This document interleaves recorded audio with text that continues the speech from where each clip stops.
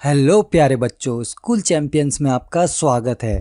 बच्चों, आज के इस वीडियो में हम साइंस का चैप्टर 3 कवर करने वाले हैं, जिसका नाम है धातु एवं अधातु, यानी मेटल और नॉन मेटल को हम इस वीडियो में कवर करेंगे और इस वीडियो से जुड़े सारे कॉन्सेप्ट को क्लियर करेंगे। बच्चों, आज के इस वीडियो में जो हम टॉपिक कवर करने वाले हैं ना, वो है मेटल एंड नॉन मेटल। इसके बाद हम देखेंगे उनकी फिजिकल प्रॉपर्टीज, फिर देखेंगे हम केमिकल प्रॉपर्टीज और इसके बाद हम देखेंगे रिएक्टिविटी सीरीज को कि कोई भी मेटल या नॉन मेटल कितना रिएक्टिव होता है, और फिर हम जानेंगे कि आयोनिक कंपाउंड क्या होते हैं, और इसके बाद हम देखेंगे सबसे इम्पॉर्टेंट चीज़ कि धातु की प्राप्ति कैसे होती है, मतलब एक्सट्रैक्शन ऑफ मेटल कैसे होता है, और फिर हम देखेंगे कि संक्षारण क्या होता है। हमने चैप्टर 1 में थोड़ा बहुत संक्षारण के बारे में पढ़ा था, लेकिन यहाँ पर हम थोड़ा डिटेल में पढ़ेंगे और फिर हम देखेंगे मिश्र धातु को, जो संक्षारण का ही एक उपाय है। इन सभी टॉपिक को तो हम कवर करेंगे ही करेंगे, साथ ही हम प्रीवियस ईयर में आए क्वेश्चंस को भी देखेंगे। इस वीडियो में आपके सारे प्रीवियस ईयर क्वेश्चन लगभग कवर हो जाएंगे, और देखा जाए तो पिछले साल ही साल 2024-25 में इस टॉपिक से 6 नंबर के क्वेश्चन आए हैं। जैसे पूछा गया है कि निस्तापन क्या होता है, भर्जन क्या होता है, तो इन्हें हम अच्छे से डिस्कस करेंगे। कौन सी धातु आसानी से संक्षारित नहीं होती है, मिश्र धातु क्या है, कौन सा उभयधर्मी ऑक्साइड है, तो Al2O3 है। तो ये सारी चीज़ें आप इस वीडियो में देख पाएंगे और उन्हें समझ पाएंगे, और साथ ही आप अपना आंसर सही से लिख पाएंगे। तो चलिए बिना किसी देरी के हम वीडियो को शुरू करते हैं। लेकिन उससे पहले अगर आपने अभी तक चैनल को सब्सक्राइब नहीं किया है तो स्कूल चैंपियंस को सब्सक्राइब कर लीजिए और वीडियो को लाइक कर लीजिए। चलिए हम लेक्चर को शुरू करते हैं। तो सबसे पहले देखते हैं बच्चों कि मेटल क्या होती है। तो मेटल ऐसे पदार्थ होते हैं जो कठोर होते हैं, मतलब हार्ड होते हैं, वो चमकीले होते हैं, वो आघात वर्ध्य होते हैं, मतलब मेलेबल होते हैं, मतलब उन पर हम खूब मारते हैं तो वो मार सह लेते हैं और टूटते नहीं हैं। वो तन्य होते हैं, मतलब उन्हें अगर खींचा जाए तो वो लंबे तार में बदल जाते हैं। वो डक्टाइल होते हैं। इसके अलावा वे ध्वनिक होते हैं, मतलब अगर हम उन पर मारते हैं तो उनमें से आवाज़ आती है। और इसके अलावा ये ऊष्मा और विद्युत के सुचालक होते हैं, मतलब ये गुड कंडक्टर होते हैं इलेक्ट्रिसिटी और हीट के। तो जिस भी चीज़ में ये सभी प्रॉपर्टीज़ हमें दिख जाए तो उन्हें क्या कहेंगे, धातु कहेंगे। जैसे आयरन हुआ, कॉपर हुआ, एल्यूमिनियम हुआ, तो इन्हें क्या कहेंगे, हम मेटल कहेंगे। वहीं नॉन मेटल की बात करें तो नॉन मेटल इसका उल्टा होता है, मतलब जो चीज़ कठोर ना हो, चमकीली ना हो, आघातवर्धी यानी मेलेबल ना हो, डक्टाइल ना हो, या फिर अकाउस्टिक ना हो, या फिर वो ऊष्मा और विद्युत की कुचालक हो, तो ऐसी चीज़ों को हम क्या कहेंगे, नॉन मेटल कहेंगे। मतलब मेटल की उल्टी प्रॉपर्टीज नॉन मेटल में आ जाएगी। जैसे कोयला हुआ, सल्फर हुआ, ऑक्सीजन हुआ, फास्फोरस हुआ, तो ये सभी क्या है, ये सभी नॉन मेटल हैं। तो यहाँ पर आपको क्लियर हो गया होगा कि मेटल क्या होता है और नॉन मेटल क्या होता है। लेकिन बच्चों, इन प्रॉपर्टीज़ में भी कुछ कुछ एक्सेप्शन होते हैं, तो अभी आगे हम फिजिकल प्रॉपर्टी में देखेंगे कि क्या एक्सेप्शन है। चलिए अब हम मेटल और नॉन मेटल की फिजिकल प्रॉपर्टीज़ को डिस्कस करते हैं। तो सबसे पहली प्रॉपर्टी हम डिस्कस कर रहे हैं चमक को। तो देखिए, जितनी भी धातु होती है ना, उनकी सरफेस हमेशा चमकदार होती है। जैसे आपने सोना देखा होगा, चमचमाता रहता है, चांदी देखी होगी, चमचमाती है। तो जितनी भी हमारी मेटल्स होती है ना, वो चमचमाती हुई है, मतलब वो शाइनी होती है। वहीं नॉन मेटल्स की बात करें तो इनमें चमक नहीं होती है। जैसे आपने कार्बन देखा होगा, कोयला देखा होगा ना, वो कैसा काला होता है। ऐसी और भी दूसरी नॉन मेटल्स होती हैं जो चमकदार नहीं होती है। लेकिन यहाँ पर एक एक्सेप्शन है, आयोडीन जो होता है ना बच्चों, उसमें चमक होती है। तो आपको याद रखना है कि कौन सी नॉन मेटल में चमक होती है, आयोडीन में चमक होती है। अब अगली प्रॉपर्टीज है कठोरता यानी हार्डनेस। तो हम सभी ने देखा है कि जितनी भी धातुएं होती है ना, वो हार्ड होती है। जैसे लोहा हो गया, तांबा हो गया, सोना भी हार्ड ही होता है, चांदी भी हार्ड होती है ना। तो जितनी भी धातुएं होंगी वो कठोर होंगी। लेकिन इसमें भी एक एक्सेप्शन है। इसमें जो लिथियम, सोडियम और पोटेशियम धातु होती है ना, ये मुलायम होते हैं, मतलब इन्हें हम हाथ से या चाकू से काट सकते हैं, पाउडर के फॉर्म में भी बना सकते हैं। तो ये जो धातुएं होती है ना, वो मुलायम होती है, तो इसे आपको याद रखना है। वहीं नॉन मेटल की बात करें तो नॉन मेटल हार्ड नहीं होते हैं, इन्हें हम आसानी से तोड़ सकते हैं।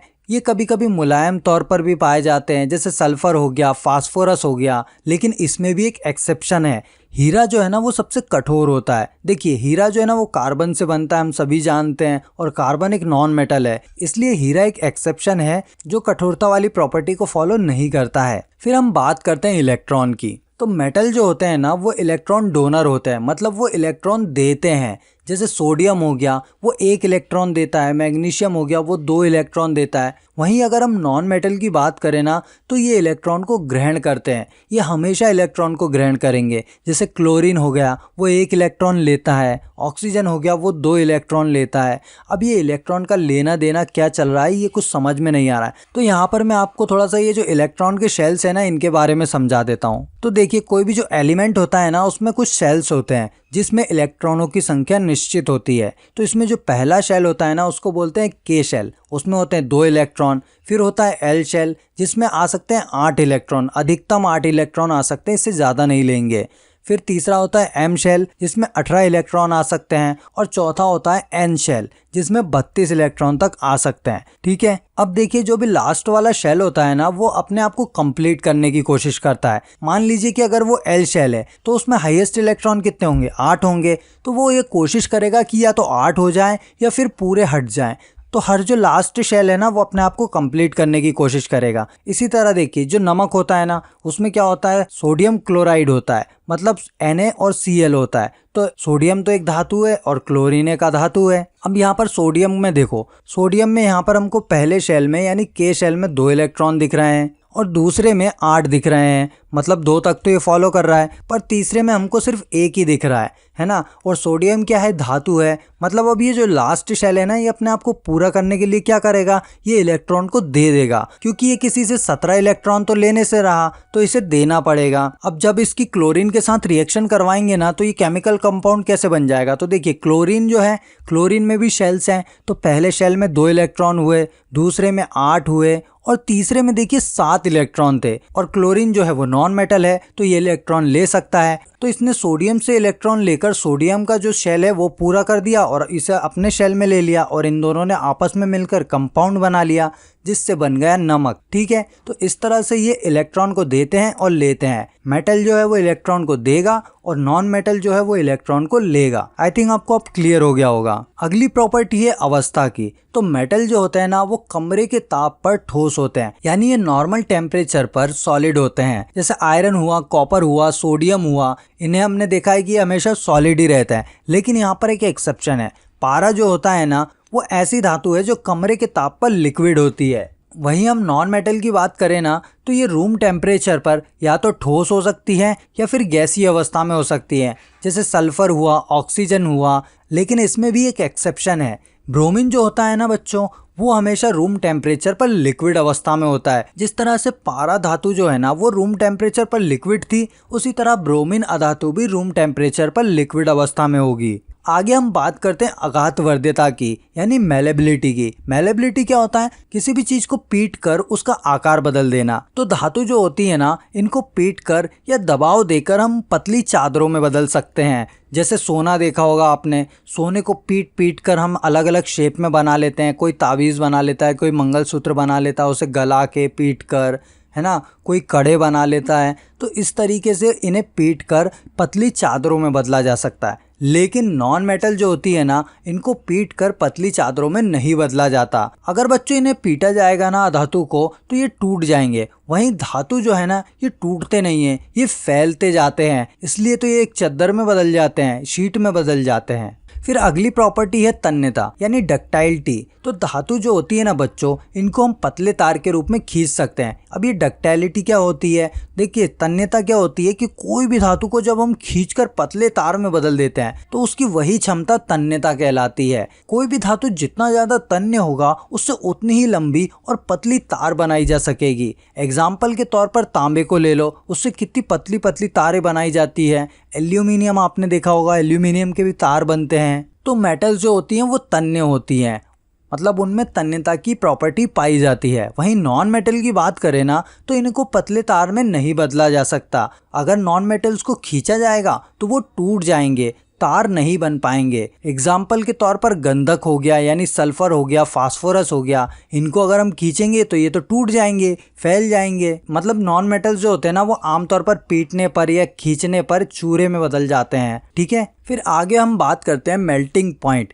यानी गलनांक की। तो धातुएं जो होती है ना उनका गलनांक और घनत्व आमतौर पर अधिक होता है। इन्हें पिघलाने में ज़्यादा हीट लगती है और वे ज़्यादा भारी होते हैं। लेकिन बच्चों यहाँ पर एक एक्सेप्शन है। एक्सेप्शन ये है कि सोडियम और पोटेशियम जो होती है ना उनको हम हाथ से काट सकते हैं। मतलब इनका जो मेल्टिंग पॉइंट होता है ना वो कम होता है। वहीं नॉन मेटल्स की बात करें तो इनका गलनांक और घनत्व आमतौर पर कम होता है। ये जल्दी पिघल जाते हैं और हल्के होते हैं। लेकिन इनमें भी जो डायमंड होता है ना इसका गलनांक बहुत ज़्यादा होता है। इसको पिघलाने में बहुत दिक्कत आती है। फिर अगली प्रॉपर्टी है कि ये विद्युत और ऊष्मा के चालक होते हैं या नहीं। तो मेटल जो होते हैं ना वो आमतौर पर ऊष्मा और विद्युत के अच्छे चालक होते हैं, मतलब गुड कंडक्टर होते हैं। जैसे सिल्वर जो होता है ना वो सबसे अच्छा कंडक्टर है और कॉपर वायरिंग में सबसे ज़्यादा इस्तेमाल किया जाता है। लेकिन बच्चों मर्क्यूरी जो होता है ना वो एक लिक्विड धातु है, इसलिए वो कम कंडक्टर होती है। वहीं लीड की बात करें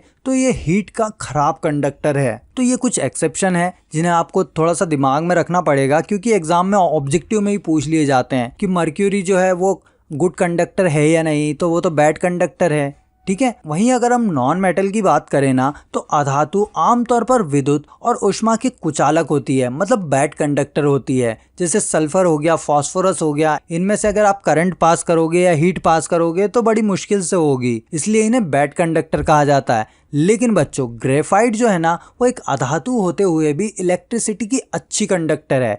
ग्रेफाइट किसकी बन रही है? कार्बन की बन रही है, और कार्बन क्या है? नॉन मेटल है। तो ग्रेफाइट जो है वो अधातु होते हुए भी इलेक्ट्रिसिटी की अच्छी कंडक्टर मानी जाती है। अगली प्रॉपर्टी है ध्वनिक यानी अकाउस्टिक। मतलब जब एक धातु को दूसरी धातु से टकराया जाता है ना तो उसमें से ध्वनि निकलती है। इसी प्रॉपर्टी को क्या कहते हैं? ध्वनिक कहते हैं, मतलब अकाउस्टिक कहते हैं। जैसे हम लोहे को लोहे से टकराएंगे तो आवाज़ निकलती है, तांबे को किसी और धातु से टकराएंगे तो आवाज़ निकलेगी।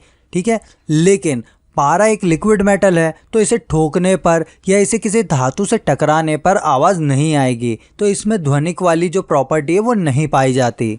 वहीं अगर हम नॉन मेटल्स की बात करें ना तो इन्हें जब एक दूसरे से टकराते हैं तो इनमें आवाज़ नहीं आती, यानी ये ध्वनिक नहीं होते। एग्जाम्पल के तौर पर ऑक्सीजन हो गया या क्लोरीन हो गई।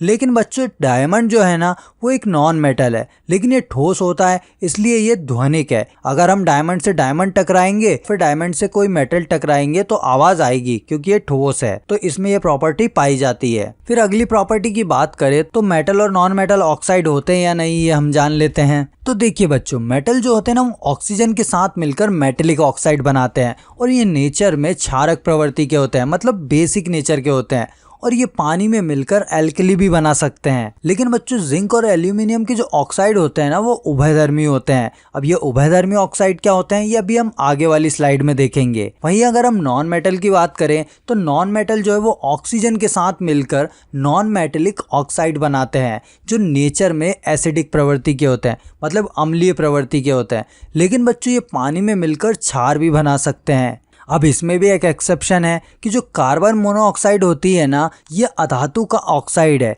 लेकिन ये ना तो एसिडिक होता है और ना ही बेसिक होता है, मतलब ये न्यूट्रल ऑक्साइड है। तो हमने देखा कि मेटल जो है वो ऑक्सीजन के साथ कैसे रिएक्ट करती है और नॉन मेटल के साथ कैसे रिएक्ट करती है। अब हम ये जानते हैं कि उभयधर्मी ऑक्साइड क्या होते हैं। तो वे धातु ऑक्साइड जो एसिड और बेस दोनों से रिएक्शन करते हैं और उत्पाद में यानी फाइनल प्रोडक्ट में वाटर और सॉल्ट बनाते हैं, उन्हें ही हम क्या कहेंगे? उन्हें ही हम कहेंगे उभयधर्मी ऑक्साइड। एग्जाम्पल के तौर पर Al2O3 की जब हमने HCl के साथ रिएक्शन करवाई ना तो हमें क्या मिला? हमें वाटर मिला और हमें सॉल्ट मिला। वहीं जब हमने Al2O3 की किसी क्षार के साथ रिएक्शन करवाई तो हमें क्या मिला? तो हमें ये सॉल्ट मिला और वाटर मिला। तो उभयधर्मी ऑक्साइड का मतलब हुआ कि वो ऑक्साइड जो एसिड या बेस दोनों के साथ रिएक्ट करते हैं और फाइनल प्रोडक्ट में वाटर और सॉल्ट बनाते हैं, उन्हें ही हम क्या कहेंगे? उभयधर्मी ऑक्साइड कहेंगे। अब यहाँ तक बच्चों हमने सारी की सारी फिजिकल प्रॉपर्टीज देखी है मेटल और नॉन मेटल की। लेकिन अब हम देखेंगे मेटल और नॉन मेटल की केमिकल प्रॉपर्टीज को, कि मेटल जो है वो अलग अलग केमिकल के साथ कैसे रिएक्ट करती है। तो देखिए, सबसे पहले हम देखते हैं कि मेटल की वायु के साथ कैसी अभिक्रिया होती है। तो धातुएं जो है ना वो ऑक्सीजन के साथ अभिक्रिया करके धातु ऑक्साइड बनाती है। जैसे कॉपर की ऑक्सीजन के साथ अभिक्रिया करवाई तो क्या बना, कॉपर ऑक्साइड बना। एल्यूमिनियम की ऑक्सीजन के साथ अभिक्रिया करवाई तो एल्यूमिनियम ऑक्साइड बना। मतलब धातुएं ऑक्सीजन के साथ अभिक्रिया करके धातु ऑक्साइड बनाती है। लेकिन बच्चों, धातुएं जो है ना वो ऑक्सीजन के साथ अलग अलग तरीके से अभिक्रिया करती है। हर धातु एक ही तरह से अभिक्रिया नहीं करती। जैसे सोडियम और पोटेशियम जो हुआ वो वायु के संपर्क में आने से आग पकड़ लेता है, इसलिए उसे हम क्या करते हैं, केरोसिन में डुबा कर रखते हैं। वही मैग्नीशियम, एल्यूमिनियम, जिंक और लेड ये सभी जो है ना वायु के साथ धीरे धीरे अभिक्रिया करते हैं। इन पर धातु ऑक्साइड की परत चढ़ जाती है। आयरन की बात करें तो आयरन को वायु में गर्म करने पर ये कोई रिएक्शन नहीं करता, लेकिन आयरन का जो चूर्ण होता है इसको गर्म करने पर ये तेजी से जलता है। वही कॉपर की बात करें तो कॉपर पर वायु की उपस्थिति में काले रंग की परत चढ़ जाती है। आपने भी देखा होगा, आपके घर में तांबे के जो बर्तन होते हैं वो थोड़े समय बाद खुले में रखने पर काले रंग के हो जाते हैं, तो उन पर काले रंग की परत चढ़ जाती है ऑक्सीजन के कारण। और सिल्वर और गोल्ड जो हैं ये वायु के साथ अभिक्रिया नहीं करते, मतलब इन पर वायु का कोई प्रभाव नहीं पड़ता। तो यहाँ पर देखा हमने कि ये कैसे अलग अलग तरीके से अलग अलग धातुएं रिएक्ट करती हैं। फिर आगे हम बात करते हैं कि धातुएं जो हैं वो जल के साथ कैसी अभिक्रिया करती हैं। तो धातु जो है ना वो जल के साथ अभिक्रिया करके धातु ऑक्साइड या हाइड्रो ऑक्साइड और हाइड्रोजन बनाती हैं। और फिर धातु ऑक्साइड की जल से अभिक्रिया कराने पर हमें धातु हाइड्रो ऑक्साइड प्राप्त होता है। जैसे हमने सोडियम की H2O से रिएक्शन करवाई तो हमें NaOH और हाइड्रोजन मिली, यानी धातु हाइड्रो ऑक्साइड और हाइड्रोजन मिला। इसी तरीके से और भी मेटल की रिएक्शन कराने पर हमें धातु ऑक्साइड और हाइड्रोजन मिलता है। लेकिन बच्चों, यहाँ पर भी जो अलग अलग धातुएं होती है ना वो जल के साथ अलग अलग तरीके से रिएक्ट करती हैं। इनमें सोडियम, पोटेशियम और कैल्शियम जो होता है ना वो ठंडे पानी के साथ अभिक्रिया करता है। वहीं एल्यूमिनियम, आयरन और जिंक जो है वो वाटर वेपर के साथ अभिक्रिया करता है, मतलब नॉर्मल वाटर के साथ रिएक्शन नहीं करता।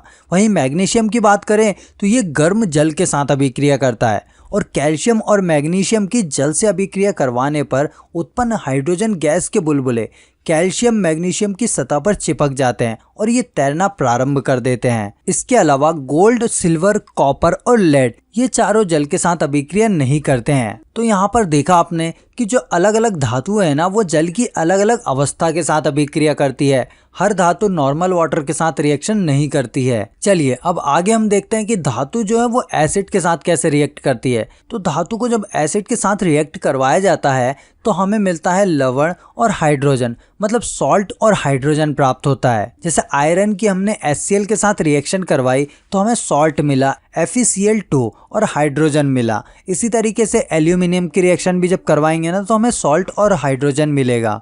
लेकिन बच्चों, जब धातुओं की नाइट्रिक एसिड के साथ रिएक्शन करवाई जाती है ना तब उनमें हाइड्रोजन गैस उत्पन्न नहीं होती। क्यों? क्योंकि HNO जो है वो एक प्रबल ऑक्सीकारक है जो उत्पन्न हाइड्रोजन गैस को ऑक्सीकृत करके जल में परिवर्तित कर देता है और स्वयं नाइट्रोजन के किसी ऑक्साइड में अपचयित हो जाता है। लेकिन मैग्नीशियम और मैग्नीज अति तनु HNO के साथ अभिक्रिया करके हाइड्रोजन गैस उत्सर्जित करते हैं। कहने का मतलब यह है कि जब धातुओं की नाइट्रिक अम्ल के साथ रिएक्शन करवाएंगे ना तब यह हाइड्रोजन गैस को उत्सर्जित नहीं करेगी। क्यों नहीं करेगी? क्योंकि HNO जो है वो एक प्रबल ऑक्सीकारक होता है जो हाइड्रोजन गैस को ऑक्सीकृत करके वाटर में चेंज कर देता है और स्वयं नाइट्रोजन की किसी ऑक्साइड में चेंज हो जाता है। ठीक है, अब मैं यहाँ पर आपको एक एग्जाम्पल बताता हूँ जो एग्जाम में कई बार पूछा जाता है। एक केमिकल होता है एक्वारेजिया। एक्वारेजिया एक ऐसा केमिकल है जो धातुओं को गलाने में इस्तेमाल किया जाता है। जैसे गोल्ड हुआ, प्लेटिनम हुआ, इन धातुओं को गलाने में इस्तेमाल किया जाता है। एक्वारेजिया में जो है ना वो HCl और HNO3 3:1 के रेशो में होते हैं और ये इसका ताज़ा मिश्रण होता है जिसका उपयोग गोल्ड और प्लेटिनम को गलाने में होता है। तो यहाँ पर बच्चों आपको क्लियर हो गया होगा कि धातु की एसिड के साथ कैसी रिएक्शन होती है। अब यहाँ पर हम बात करते हैं कि धातुओं की अन्य धातु लवणों के साथ कैसी रिएक्शन होती है। तो जो धातु ज़्यादा अभिक्रियाशील होती है वो कम अभिक्रियाशील धातु को उसके यौगिक यानी कंपाउंड के घोल या पिघले हुए रूप से बाहर निकाल सकती है। यहाँ पर हम एक एग्जाम्पल देखते हैं। देखिए, इससे आपको समझ में आएगा कि क्या हो रहा है। कैसे ज़्यादा रिएक्टिव धातु कम रिएक्टिव धातु को उसके कंपाउंड से बाहर निकाल रही है। देखिए यहाँ पर 2 ट्यूब दे रखी है, एक में नीले कलर का सॉल्यूशन है जो कॉपर सल्फेट का सॉल्यूशन है और एक में पीले रंग का सॉल्यूशन है जो आयरन सल्फेट का सॉल्यूशन है। तो जो कॉपर सल्फेट का सॉल्यूशन है ना, हमने उसमें एक आयरन की कील डाली है और जो आयरन सल्फेट का सॉल्यूशन है उसमें हमने एक तांबे की कील या तांबे का तार डाला है। अब दोनों की रिएक्शन कैसी होगी ये देखते हैं हम। तो जो हमारा कॉपर सल्फेट वाला विलयन है ना, उसमें क्या होगा कि लोहा जो है वो तांबे से ज़्यादा अभिक्रियाशील है, ज़्यादा रिएक्टिव है, इसलिए लोहे की कील पर तांबे की परत जमने लगेगी और घोल का जो नीला रंग है ना वो हल्का होने लगेगा क्योंकि उस घोल में से तांबा निकलकर कील पे जमने लगेगा। ठीक है, अब ऐसा क्यों हुआ? क्योंकि लोहा जो है वो कॉपर से ज़्यादा रिएक्टिव है, इसलिए उसने कॉपर को अपनी तरफ खींच लिया। और दूसरी ट्यूब में क्या होगा? दूसरी ट्यूब में है आयरन सल्फेट, यानी जो ज़्यादा रिएक्टिव चीज़ है ना वो लिक्विड में है। अब इसमें क्या रिएक्शन होगी? तो देखिए इसमें जो तांबा है ना वो लोहे से कम अभिक्रियाशील है, इसलिए कोई अभिक्रिया नहीं होगी, ना घोल का रंग बदलेगा ना तांबे के तार पर कुछ जमेगा। मतलब इसमें सॉल्यूशन में कोई चेंज नहीं होगा। ठीक है बच्चों, अब आप समझ गए होंगे कि धातुओं की अन्य धातु लवणों के साथ क्या अभिक्रिया होती है। तो इसमें यही अभिक्रिया होगी कि जो धातु ज़्यादा अभिक्रियाशील होगी ना वो कम अभिक्रियाशील धातु को उसके कंपाउंड से बाहर निकाल देगी।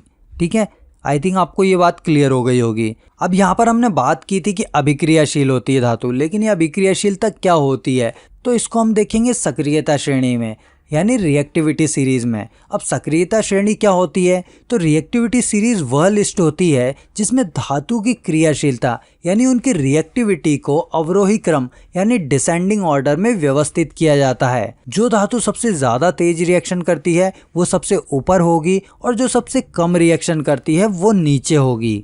तो यहाँ पर मैं आपको एक लिस्ट बता रहा हूँ जिसमें रिएक्टिविटी के हिसाब से सारी धातुएं दे रखी है। पोटेशियम जो है वो सबसे ज़्यादा हाईली रिएक्टिव धातु है, मतलब बहुत जल्दी अभिक्रिया करती है। फिर उसके बाद नंबर आता है सोडियम का, फिर आती है कैल्शियम, फिर आती है मैग्नीशियम, फिर एल्यूमिनियम आती है, फिर जिंक आती है, फिर आयरन आती है, फिर हाइड्रोजन आती है। मतलब ये हम कम करते जा रहे हैं, रिएक्टिविटी को कम करते जा रहा है। मतलब पोटेशियम सबसे ज़्यादा हाईली रिएक्टिव है, फिर सोडियम उससे कम, कैल्शियम उससे कम, फिर मैग्नीशियम उससे थोड़ा कम, फिर एल्यूमिनियम उससे थोड़ी कम रिएक्टिव है, फिर इसी तरह जिंक कम है, आयरन उससे कम है, लेड उससे कम है, फिर हाइड्रोजन उससे कम रिएक्टिव है। अब हाइड्रोजन जो है ना वो इस लिस्ट में रेफरेंस पॉइंट माना जाता है, मतलब इससे ऊपर की जो धातुएं होंगी वो हाईली रिएक्टिव होगी, मतलब इससे नीचे की जो धातु है ना वो कम रिएक्टिव होगी। तो हाइड्रोजन से नीचे हमको क्या दिख रहा है? कॉपर दिख रहा है जो कम रिएक्टिव होता है, मरकरी दिख रहा है जो कम रिएक्टिव होता है, फिर सिल्वर उससे कम होता है और फिर गोल्ड होता है जो सबसे कम अभिक्रियाशील धातु होती है। तो इस लिस्ट को आपको थोड़ा ध्यान में रखना है।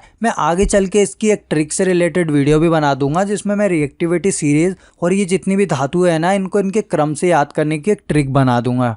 ठीक है, तो यहाँ पर बच्चों आपको ये रिएक्टिविटी सीरीज क्या होती है ये क्लियर हो गई होगी। तो आगे हम देखते हैं कि और कौन सी केमिकल प्रॉपर्टी है। तो देखिए बच्चों, धातु की जब हम अधातु के साथ अभिक्रिया करवाते हैं तो क्या होता है? तो हमने फिजिकल प्रॉपर्टी में पढ़ा था कि मेटल जो होती है वो इलेक्ट्रॉन की डोनर होती है और नॉन मेटल जो होती है वो इलेक्ट्रॉन को लेती है। तो यहाँ पर भी यही कॉन्सेप्ट लागू करना है और कुछ नहीं करना।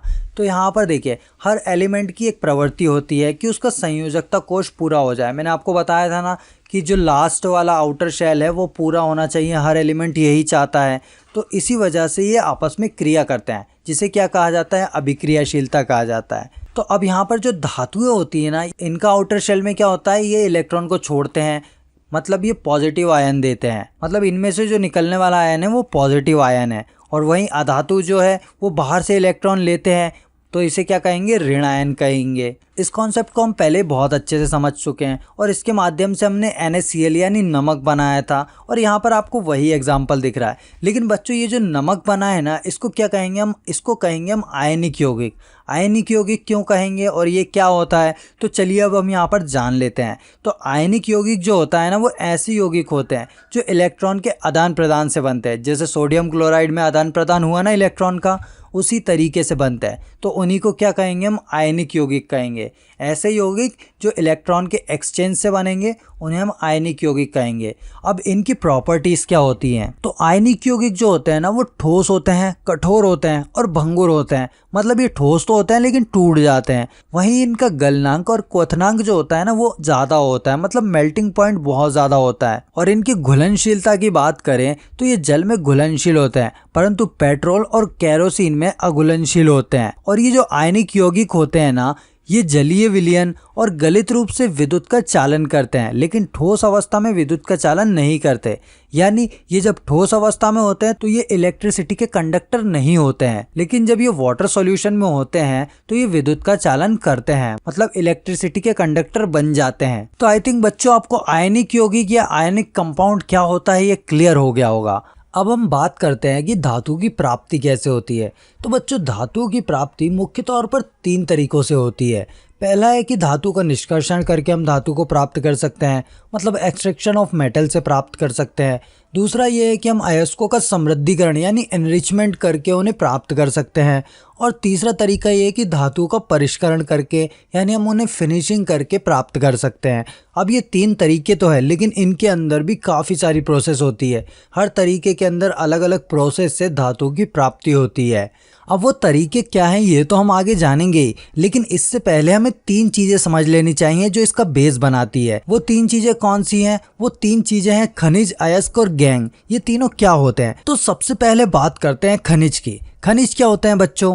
धरती के अंदर प्राकृतिक रूप से पाए जाने वाले ऐसे पदार्थ जिनमें धातु या अन्य तत्व मौजूद होते हैं, उन्हें ही हम क्या कहते हैं? खनिज कहते हैं। मतलब धरती जो है ना उसके अंदर प्राकृतिक रूप से जो पदार्थ पाए जाते हैं और उनमें धातु मौजूद होती है तो उसे ही हम क्या कहेंगे? खनिज कहेंगे। अब इनमें जो है ना वो धातु शुद्ध रूप में नहीं होती बल्कि किसी और चीज के साथ मिली होती है। जैसे धरती के अंदर से बॉक्साइट मिलता है तो ये क्या होता है? ये एल्यूमिनियम का खनिज होता है। हेमेटाइट होता है, ये लोहे का खनिज होता है। तो इसी तरह से हमें शुद्ध रूप में धातु नहीं मिलती, ये खनिज के रूप में मिलती है जिसके साथ कोई और भी धातु या कोई और तत्व मिक्स आता है। क्लियर बच्चों? फिर दूसरी चीज है अयस्क। तो देखो हर खनिज से धातु नहीं निकाली जाती। वो खनिज जिससे हम धातु को आसानी से और सस्ते में निकाल सकते हैं उसे अयस्क कहते हैं। मतलब सारे खनिज अयस्क नहीं होते, लेकिन हर अयस्क एक खनिज होता है। कहने का मतलब ये है कि खनिज तो बहुत सारे हैं, लेकिन ऐसा खनिज जिससे हम धातु को आसानी से निकाल सकते हैं उसे हम क्या कहेंगे? अयस्क कहेंगे। जैसे बॉक्साइट हुआ जो एल्यूमिनियम का अयस्क है। फिर बात करते हैं हम गैंग की। तो गैंग क्या होता है बच्चों? अयस्क के साथ मिलने वाली अनचाही और बेकार चीजें जैसे मिट्टी हो गई, बालू हो गई, पत्थर हो गई, तो इन्हें हम क्या कहेंगे? गैंग कहेंगे। मतलब खनिज या अयस्क के साथ जो हमें अशुद्धियां मिल रही है ना उसी को हम गैंग कहेंगे। जैसे बॉक्साइट से एल्यूमिनियम निकालते समय उसमें रेत निकलती है, मिट्टी निकलती है, तो इसे क्या कहेंगे? गैंग कहेंगे। तो आई थिंक आपको ये तीनों टर्म्स क्लियर हो गई होंगी। चलिए अब बात करते हैं धातुओं के निष्कर्षण की। धातु का निष्कर्षण करके हम धातु को कैसे प्राप्त करते हैं, चलिए जानते हैं। तो यहाँ पर बच्चों जो धातु का निष्कर्षण यानी एक्सट्रैक्शन होता है ना वो उनकी रिएक्टिविटी पर डिपेंड करता है। मतलब कोई धातु अगर ज्यादा रिएक्टिव है तो उससे अलग तरीके से निष्कर्षण किया जाएगा, और कोई धातु कम रिएक्टिव है उसे अलग तरीके से एक्सट्रैक्ट किया जाएगा। तो हमने यहाँ पर धातुओं को उनकी रिएक्टिविटी के आधार पर 3 भागों में बांटा है। पहली होती है अधिक क्रियाशील धातु है जो हमें यहाँ पर दिख रही है, जैसे पोटेशियम हो गई, सोडियम हो गई, कैल्शियम हो गई, मैग्नीशियम हो गई, एल्यूमिनियम हो गई। अब ये जो धातु है ना बच्चों ये कभी भी स्वतंत्र रूप में नहीं मिलती, यानी ये धरती में आपको डायरेक्ट नहीं मिल जाएगी कि आप गए और खोद के ले आए। इन्हें बड़ी मुश्किल से प्राप्त किया जाता है। अब इन्हें कैसे प्राप्त किया जाता है ये भी मैं आपको आगे बताऊंगा।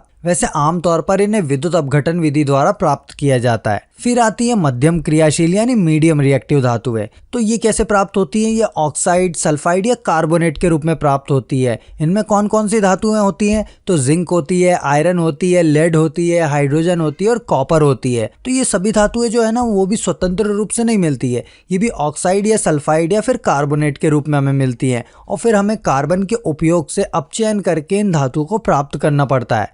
फिर तीसरी आती है कम क्रियाशील धातु है। तो जो कम क्रियाशील धातुएं होती है ना बच्चों वो प्राकृतिक अवस्था में मिलती है, यानी कि ये हमें सीधे तौर पर मिल जाती है, इनमें ज़्यादा माथापच्ची करने की ज़रूरत नहीं पड़ती है। ठीक है, अब इसमें कौन सी धातुएं आती है? तो इसमें आती है मरकरी, सिल्वर, गोल्ड। तो ये सारी धातुएं लो रिएक्टिव होती हैं। अब देखिए धातु का जो निष्कर्षण है ना वो उनकी अभिक्रियाशीलता यानी रिएक्टिविटी के आधार पर अलग अलग तरीके से किया जाता है। यहाँ पर एक आपको चार्ट भी दिख रहा होगा, जैसे हाईली रिएक्टिव धातुओं से शुद्ध धातु कैसे प्राप्त करी, तो इसमें विद्युत अपघटन विधि का प्रयोग करके हमने शुद्ध धातु प्राप्त करी। वहीं लो रिएक्टिविटी वाली धातुओं में क्या होता है, कार्बोनेट अयस्क होते हैं, सल्फाइड अयस्क होते हैं, तो इनमें भी अलग अलग तरीके उपयोग करके हम धातु प्राप्त करते हैं। वहीं लो रिएक्टिव धातुएं तो हमें सीधे तौर पर प्राप्त हो जाती है, इनमें ज्यादा मात्रापच्ची की जरूरत नहीं पड़ती है। तो चलिए अब हम एक एक करके सक्रियता श्रेणी के आधार पर धातु का निष्कर्षण कैसे होता है ये जान लेते हैं। तो सक्रियता श्रेणी में जो सबसे नीचे आने वाली धातुएं होती है ना, सबसे पहले हम उनके निष्कर्षण के बारे में जान लेते हैं, क्योंकि ये कम रिएक्टिव होती है। तो देखिए ये धातुएं जो है ना वो बहुत कम रिएक्टिव होती है। इनके ऑक्साइड को सिर्फ गर्म करने पर धातु को प्राप्त किया जाता है। अब इसमें कौन सी धातु है देखो बच्चों, तो पारा है, सिल्वर है, गोल्ड है, तो ये क्या ऑक्साइड के रूप में मिलती हैं और इन्हें हम सिर्फ गर्म करके आसानी से धातु को प्राप्त कर सकते हैं। जैसे एग्जाम्पल में हमने पारा लिया है जो सल्फाइड के रूप में है, इसमें सल्फर है, तो हमने इसे क्या किया, गर्म किया ऑक्सीजन की उपस्थिति में, तो क्या हुआ, तो हमें मिला पारा ऑक्साइड। और फिर जब पारा ऑक्साइड को भी हमने गर्म किया ना बच्चों, तो हमें क्या मिलेगा, पारा मिल जाएगा। मतलब इसमें हमें ज़्यादा मेहनत करने की ज़रूरत नहीं पड़ रही है, सिर्फ गर्म करते जाओ और हमें धातु प्राप्त हो जाएगी। यहाँ पर एक बात याद रखिएगा बच्चों, ये क्वेश्चन एग्जाम में भी पूछा गया था कि सक्रियता श्रेणी में नीचे स्थित धातुएं जो होती है ना, जैसे सोना हो गया, प्लेटिनम हो गया, चांदी हो गई, ये आसानी से संचारित नहीं होते हैं। एग्जाम में डायरेक्टली पूछा गया था, 1 नंबर का क्वेश्चन था कि कौन सी धातुएं आसानी से संचारित नहीं होती हैं। तो जो सक्रियता श्रेणी में नीचे आती है ना, वो धातुएं आसानी से संचारित नहीं होती है, जैसे सोना, प्लेटिनम, चांदी।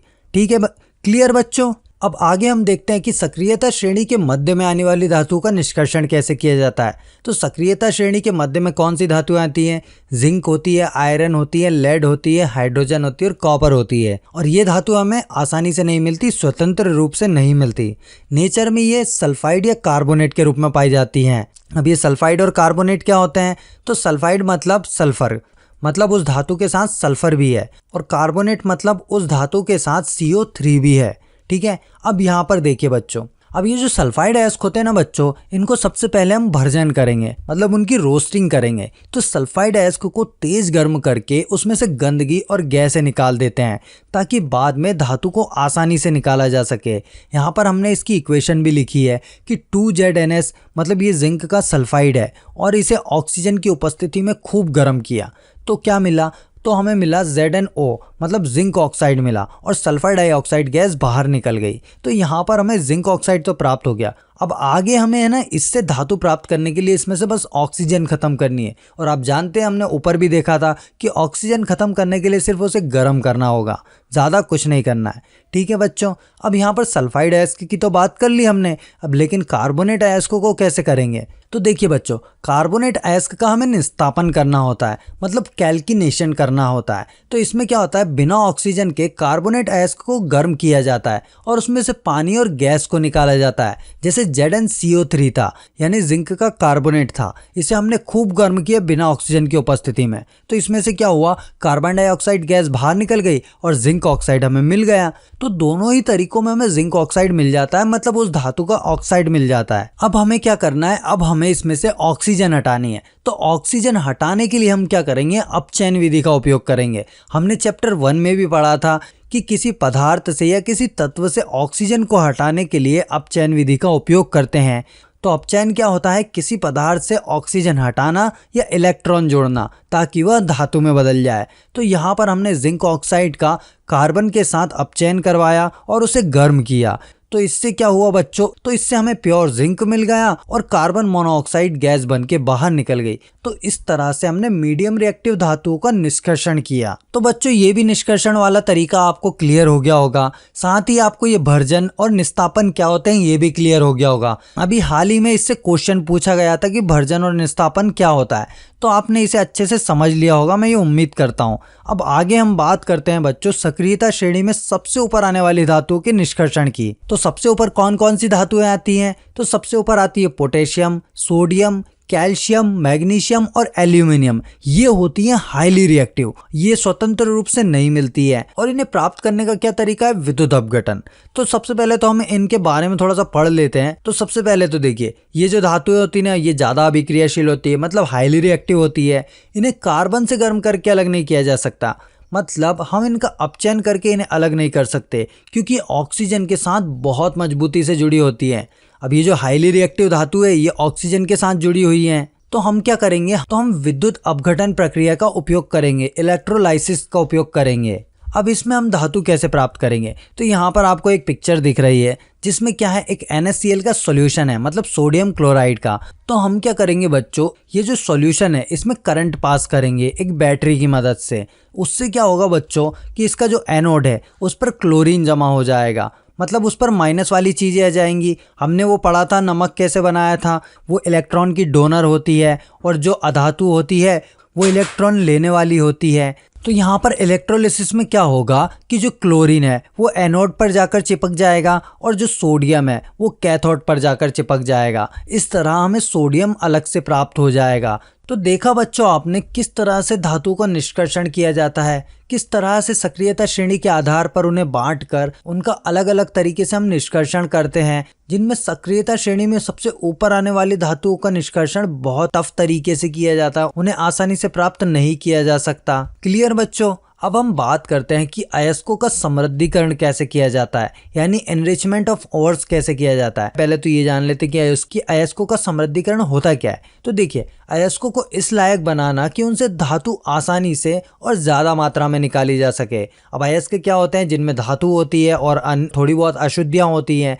तो अब अयस्क को हमको इस लायक तो बनाना पड़ेगा ना कि उसमें से धातु निकाल सके हम।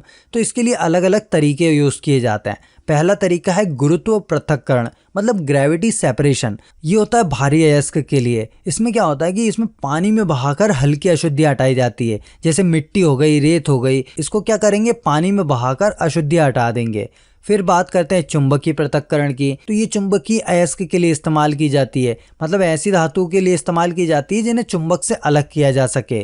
फिर होती है धावन विधि, यानी फ्रंट फ्लोटेशन। ये किसके लिए होती है? सल्फाइड अयस्क के लिए। इसमें झाग बनाकर धातु को ऊपर तैराया जाता है, जिससे धातु आसानी से प्राप्त हो सके। इसके अलावा हम यूज करते हैं लीचिंग विधि। ये किसके लिए होती है? ये होती है घुलनशील अयस्क के लिए। इसमें क्या किया जाता है? इसमें केमिकल से धातु को घोल में बदला जाता है और फिर उसमें से धातु निकाली जाती है। तो इस तरह से बच्चों अयस्कों का समृद्धिकरण किया जाता है। और आगे हम बात करें धातु के परिष्करण की, तो धातु का परिष्करण यानी फिनिशिंग कैसे की जाती है? तो जब धातु को अयस्क से निकाला जाता है तो वो पूरी तरह से शुद्ध नहीं होता, उसमें कुछ ना कुछ गंदगी बची जाती है। अब इसे हम कैसे अलग करते हैं इस गंदगी को? तो इसे हम अलग करते हैं विद्युत अपघटनी परिष्करण विधि से, मतलब इलेक्ट्रोलाइटिक रिफाइनिंग विधि से।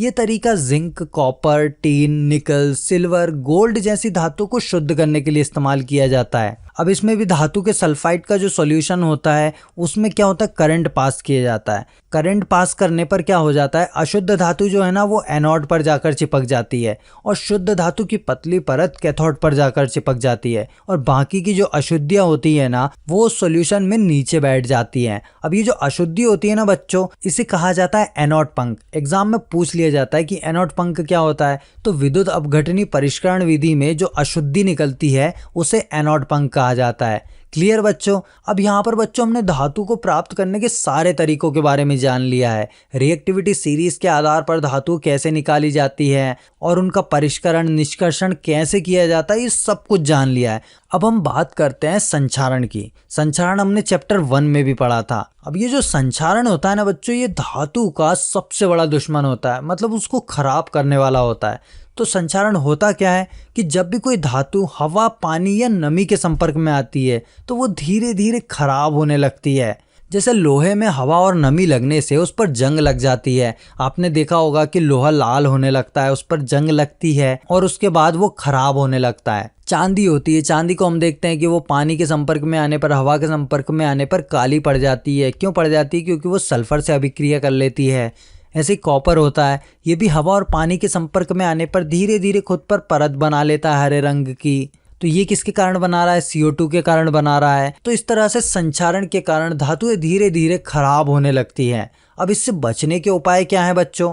तो इससे बचने के काफ़ी सारे उपाय हैं। आप धातु को पेंट कर सकते हो, धातु पर तेल लगा सकते हो, धातु पर ग्रीस लगा सकते हो, उसका यशद लेपन कर सकते हो, क्रोमियम लेपन कर सकते हो, एनोडीकरण कर सकते हो, या फिर मिश्र धातु बना सकते हो। इतने सारे तरीके हैं धातु को बचाने के। अब इनमें से जो आपने देखा यशद लेपन, तो यशद लेपन क्या होता है? यशद लेपन यानी गैल्वेनाइजेशन, मतलब लोहे पर जिंक की पतली परत चढ़ाना ताकि उस पर जंग ना लगे। अगर जिंक की परत हट भी जाती है ना तो लोहे पर जंग नहीं लगती, क्योंकि जिंक जो है वो लोहे से ज़्यादा रिएक्टिव होता है, इसलिए वो पहले खुद प्रतिक्रिया करता है और लोहा बचा रहता है। अब आपने ये गैल्वेनाइजेशन वाली चीज़ कहाँ देखी है, मैं बताता हूँ आपको। आपने देखा होगा मकान जब बनते हैं तो उन पर चद्दर लगाई जाती है और वो चमकती है। अब वो चद्दर होती तो लोहे की है लेकिन वो स्टील की तरह चमकती है। तो ऐसा क्यों होता है? ऐसा इसलिए होता है क्योंकि उस पर जिंक की परत चढ़ाई जाती है, जिसकी वजह से उस पर कितनी भी बारिश हो वो सड़ती नहीं है, उस पर जंग नहीं लगती। बहुत कम रेयर केस ऐसे होते हैं जब वो जंग लगती है, क्योंकि उस पर पानी एक जगह इकट्ठा होने लगता है, बाकी उस पर लंबे समय तक जंग नहीं लगती है। तो ये गैल्वेनाइजेशन प्रोसेस के द्वारा उसे बनाया जाता है। अब संक्षारण का एक दूसरा उपाय भी है मिश्र धातु। मिश्र धातु क्या होती है? जब दो या दो से अधिक धातु है या अधातु को मिलाया जाता है और एक नई धातु जैसी सामग्री बनाई जाती है तो उसे मिश्र धातु कहते हैं। इसमें मुख्य धातु को पिघलाया जाता है और उसमें दूसरे तत्वों को मिलाया जाता है, फिर उसे ठंडा करके ठोस बनाया जाता है। मतलब क्या है बच्चों? मतलब देखिए, हमने दो धातुओं को आपस में मिलाया और एक नई धातु जैसी सामग्री बना ली, या फिर एक धातु एक अधातु को मिलाया और एक धातु जैसी सामग्री बना ली, तो उसे हम क्या कहेंगे? मिश्र धातु कहेंगे। इसमें हम क्या कर रहे हैं? हम मुख्य धातु को पिघला रहे हैं। मतलब जैसे सोना है, सोना जो 24 कैरेट का होता है वो बहुत नरम होता है, मतलब इतना भी नरम नहीं होता कि आप उसे हाथ से दबाएं, लेकिन वो इतना सॉलिड भी नहीं होता है। तो हम उसे सॉलिड करने के लिए क्या करते हैं? उसमें अशुद्धि मिलाते हैं। जैसे मान लीजिए 24 कैरेट का सोना है तो 24 कैरेट को 24 ग्राम मान लीजिए, तो 24 कैरेट में क्या करेंगे? हम 22 ग्राम तो सोना ले लेंगे और 2 ग्राम तांबा या चांदी ले लेंगे। तो ऐसा करने से वो 22 कैरेट का सोना बन जाएगा और वो थोड़ा सॉलिड रहेगा, मतलब हम उसका उपयोग कर पाएंगे। क्लियर बच्चों? और एक और एग्जाम्पल देखते हैं। जैसे शुद्ध लोहा जो होता है वो बहुत नरम होता है। अब इसमें क्या करते हैं? मजबूत बनाने के लिए इसमें मिलाया जाता है कार्बन, तो ये कठोर और मजबूत बन जाता है। और इसके अलावा अगर हम इसमें निकेल, क्रोमियम और लोहा मिलाकर एक धातु बनाएंगे तो वो कौन सी बनेगी? स्टेनलेस स्टील बनेगी, जो कठोर होती है और जंग रहित होती है। आपने भी देखा होगा स्टेनलेस स्टील आता है, उस पर जंग लगती है क्या? नहीं लगती ना, पर वो होती तो लोहे की है और उसमें थोड़ी और धातुएं मिला दी जाती है जिसकी वजह से उसमें जंग नहीं लगती। अब यहाँ पर बच्चों आपको एक मिश्र धातु के बारे में याद रखना है जिसे अमलगम कहा जाता है। अमलगम क्या होती है? जब किसी धातु को पारे के साथ मिलाया जाता है तो जो मिश्र धातु बनती है ना, तो उसे अमलगम कहा जाता है। मतलब क्या है कि कोई भी दूसरी धातु को अगर हम पारे के साथ मिलाते हैं तो जो मिश्र धातु बन जाती है उसे बस हम अमलगम कहेंगे। बस इतनी सी बात आपको याद रखनी है। अब बच्चों, ये जो मिश्र धातु होती है ना, इसकी खासियत होती है इसकी जो इलेक्ट्रिकल कंडक्टिविटी होती है और मेल्टिंग पॉइंट होता है ना, ये शुद्ध धातु के मुकाबले कम होता है। यहाँ पर हम कुछ मिश्र धातु के बारे में डिस्कस कर लेते हैं कि जैसे पीतल हुआ। पीतल किससे बनता है? तांबा और जस्ता से बनता है। पीतल का उपयोग आमतौर पर बर्तन या फिर मूर्तियाँ बनाने में किया जाता है। कांसे की बात करें तो कांसा किससे बनता है? कांसा बनता है कॉपर और टिन से। ये मजबूत होता है लेकिन ये इलेक्ट्रिसिटी का कंडक्टर नहीं होता है। तीसरी है सोल्डर मिश्र धातु। तो ये किससे बनती है? ये बनती है सीसे और टिन से, मतलब लेड और टिन से। सोल्डर जो होती है ना वो जल्दी पिघलती है और इसका उपयोग आपने देखा होगा तार को जोड़ने में किया जाता है। तो बच्चों, यहाँ पर हमने देखा कि किस तरह से अलग अलग धातुओं से हमने मिश्र धातुएं बनाई। जैसे तांबे और जस्ते को मिलाकर पीतल बनाया, तांबे और टिन को मिलाकर कांसा बनाया, लेड और टिन को मिलाकर सोल्डर बनाया। तो इसी तरीके से और भी मिश्र धातुएं बनाई जाती है। अब ये जो मिश्र धातुएं होती है ना, बस इन्हें इसलिए बनाया जाता है ताकि संक्षारण से धातु को बचाया जा सके और एक नई धातु, एक मजबूत चीज़ क्रिएट की जा सके ताकि उस धातु का और भी उपयोग किया जा सके। तो बच्चों, यहाँ पर हमारा ये लेक्चर खत्म होता है। मुझे उम्मीद है कि आपके सारे कॉन्सेप्ट इस चैप्टर से रिलेटेड क्लियर हो गए होंगे। इस वीडियो में हमने उन सभी टॉपिक को कवर किया है जो आपकी एग्जाम में पूछे गए थे और आपकी बुक में भी दिए गए थे। हमने किसी भी चीज़ को नहीं छोड़ा है। हो सकता है वीडियो थोड़ा लंबा हो गया हो, लेकिन आपकी क्लास के हिसाब से और आपकी एग्जाम के हिसाब से ये वीडियो बहुत इंपॉर्टेंट है। ये आपके सारे कॉन्सेप्ट को क्लियर कर देगी। अब यहाँ पर बच्चों मेरी आपसे बस एक छोटी सी रिक्वेस्ट है, आपने वीडियो तो देख लिया, लेकिन अगर आपने अभी तक चैनल को सब्सक्राइब नहीं किया है तो प्लीज सब्सक्राइब कर लीजिए। और वीडियो को आप अकेले अकेले बिल्कुल ना देखें, इसे अपने दोस्तों के साथ भी शेयर करें ताकि वो भी अपने कॉन्सेप्ट को क्लियर कर सके। और वीडियो अगर आपको पसंद आया है ना तो वीडियो को लाइक ज़रूर कर दीजिए। और आपको अगर किसी भी चीज़ में प्रॉब्लम हुई है, अगर आप किसी छोटे टॉपिक पर कॉन्सेप्ट क्लियर करना चाहते हैं तो आप मुझे कमेंट करके बता सकते हैं, मैं उस टॉपिक से रिलेटेड वीडियो ज़रूर बनाऊंगा। अगले वीडियो में हम देखेंगे कार्बन और उसके यौगिक के बारे में, यानी आपके चैप्टर 4 के बारे में। तो मिलते हैं अगली वीडियो में, तब तक के लिए अलविदा।